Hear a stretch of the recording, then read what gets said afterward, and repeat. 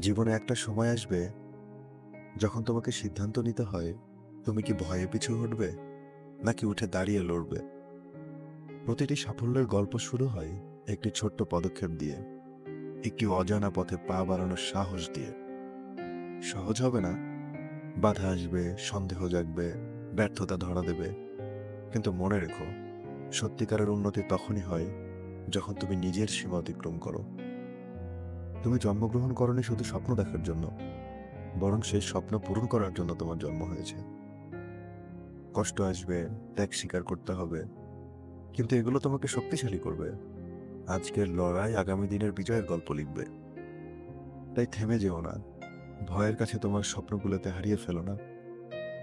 সামনে এগিয়ে যাও, বিশ্বাস রাখো নিজের উপর, কারণ একদিন তুমি পিছু ফিরে দেখবে প্রতিটা সংগ্রাম, প্রতিটা কষ্ট, প্রতিটা বাধা সবই তোমাকে তোমার লক্ষ্যের কাছাকাছি নিয়ে গেছে।